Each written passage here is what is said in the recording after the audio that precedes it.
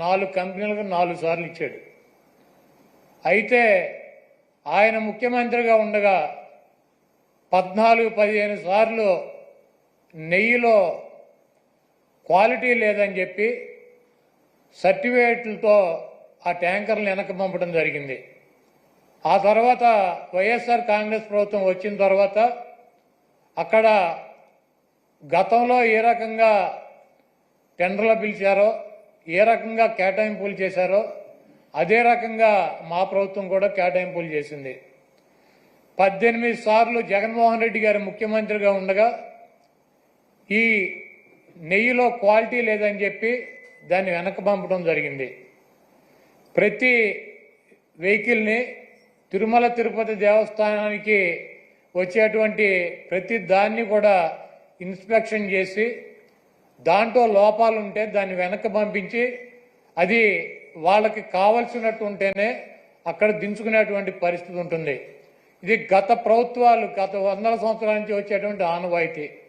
దాని ప్రకారమే చంద్రబాబు ముఖ్యమంత్రిగా ఉన్నా, జగన్మోహన్ రెడ్డి గారు ముఖ్యమంత్రిగా ఉన్నా, అంతకుముందు వేరే ముఖ్యమంత్రులు ఉన్నా కూడా ఈ క్వాలిటీ లేనటువంటి నెయ్యి కావచ్చు, ఇతర ఆహార పదార్థాలనే రిజెక్ట్ చేసి వెనక్కి పంపినటువంటి సందర్భాలు కోకొల్లలు ఉన్నాయి. అదే విధానంగా చంద్రబాబు నాయుడు ముఖ్యమంత్రి అయిన తర్వాత 4వ తారీఖు జగన్మోహన్ రెడ్డి గారు జూన్ 4న ఆయన రాజీనామా చేశాడు ఈ రాష్ట్రానికి ముఖ్యమంత్రిగా.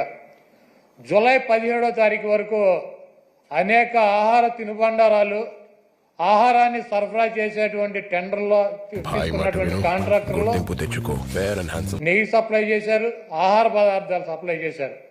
వాటిల్లో చంద్రబాబు ముఖ్యమంత్రిగా ఉండగా 17వ తారీఖున వచ్చినటువంటి ఒక ట్యాంకర్లో వాళ్ళకి కావాల్సినటువంటి మెజర్మెంట్స్లో లేదు నెయ్యి, కాబట్టి మేము దీన్ని రిజెక్ట్ చేస్తున్నాం అని చెప్పి దాన్ని వెనక పంపడం జరిగింది. ఆ నెయ్యిని వాడల గతంలో కూడా రిజెక్ట్ చేసి 18 సార్లు పంపించే ఎటువంటి నెయ్యిలు వస్తాయి. ఎప్పుడూ కూడా క్వాలిటీ లేనటువంటి నెయ్యి కానీ నూనె కానీ ఎటువంటి ఆహార పదార్థాలు తిరుమల తిరుపతి దేవస్థానంలో వాడినటువంటి పరిస్థితి లేదు. 17వ తారీఖున జూలై 17వ తారీఖున ఏం ఫస్ట్ టైం కాదు రిజెక్ట్ అవటం, కొన్ని 100ల సార్లు రిజెక్ట్ అయినాయి అదే తిరుమల తిరుపతి దేవస్థానంలో. దానిని చంద్రబాబు నాయుడు రాజకీయ లబ్ధి కోసం జంతువుల కొవ్వు కలిసింది, ఆ కొవ్వుతో లడ్డూలు తయారు చేశారు, వాటిని ప్రసాదాలుగా భక్తులకు ఇచ్చారు. ఈ దేశంలో ఉన్నటువంటి వెంకటేశ్వర స్వామి భక్తులు తిరుపతి వెళ్ళినాళ్ళు లేకపోతే ఎవరైనా నాబోటాళ్ళు వెళ్ళి లడ్డు తీసుకొచ్చి 10 మందికి పంచి పెడతారు.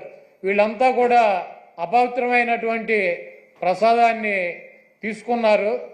కాబట్టి జగన్మోహన్ రెడ్డిని శిక్షించాలి అని చెప్పి చంద్రబాబు నాయుడు రాజకీయ ప్రయోజనాలు ఆశించి సొంత మామనే రాజకీయాల కోసం, పదవి కోసం, పార్టీ కోసం దిగజార్చి ఆయన మీద ఏ రకమైతే నిందలేసి ఆ పార్టీని తీసుకున్నాడో రాజకీయ లబ్ధి కోసం, అదేవిధంగా జగన్మోహన్ రెడ్డి గారు ఇబ్బంది పెట్టాలి రాజకీయంగా అని చెప్పి ప్రత్యక్షంగా కలియుగ దైవమైనటువంటి వెంకటేశ్వర స్వామినే ఆయన ప్రసాదాన్నే రాజకీయాల్లోకి లాక్కొచ్చేసినటువంటి దుర్మార్గమైనటువంటి వ్యక్తి చంద్రబాబు నాయుడు.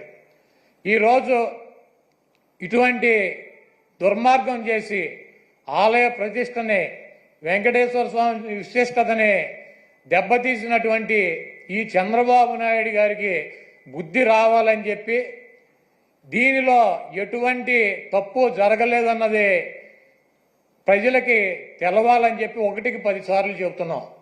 ఎందుకంటే ఆ ప్రసాదం సేవించినటువంటి ఏ భక్తుడు కూడా కల్తీ ప్రసాదాన్ని తీసుకోవాలా, అక్కడ రిజెక్ట్ అవుతుంది. మొన్న వచ్చినటువంటి